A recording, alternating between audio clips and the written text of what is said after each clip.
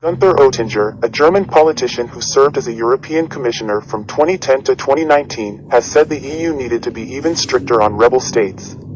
He said the bloc, which is known for imposing tough policies on its members, was to blame for allowing Italy to accumulate so much debt. Mr. Oettinger told German newspaper Neue Zürcher Zeitung (NZZ) the European Commission needed to be stricter on Italy to help reduce its debt, which currently stands at about 135% of the country's GDP. Politician, who has held several roles within the Commission, said lessons needed to learn from the current coronavirus pandemic, particularly regarding the economy. He said, "One thing must be clear, in good years with economic growth, the public sector must finance itself from income, through taxes, fees, levies and contributions instead of through new loans. In good years, on the contrary, it is even advisable to build up reserves or pay off old debts in order to be better prepared for crises like the current one, but also for normal recessions." The final point appears to be a direct dig at Italy, who failed to reduce its national debt during the 7 economically good years between 2013 to 2019. In these 7 years, most of the EU member states have reduced debt by not having new debts and by the growth of the economy. Italy, on the other hand, has barely grown and has made new debts, albeit moderately.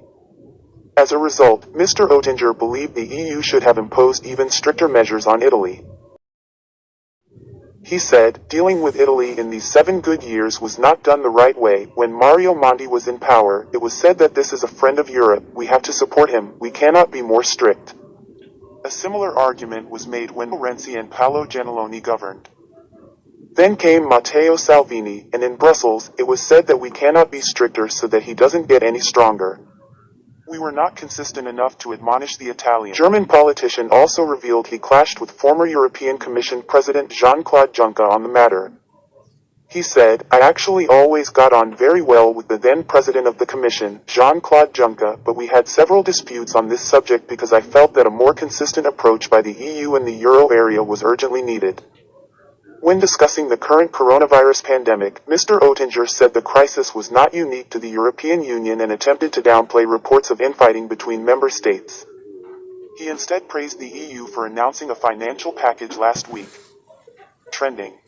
He said, "The package, which the EU finance ministers agreed on Thursday, includes 3 short-term financial instruments. It was a difficult birth, but it shows Europe's ability to act and its willingness to show solidarity."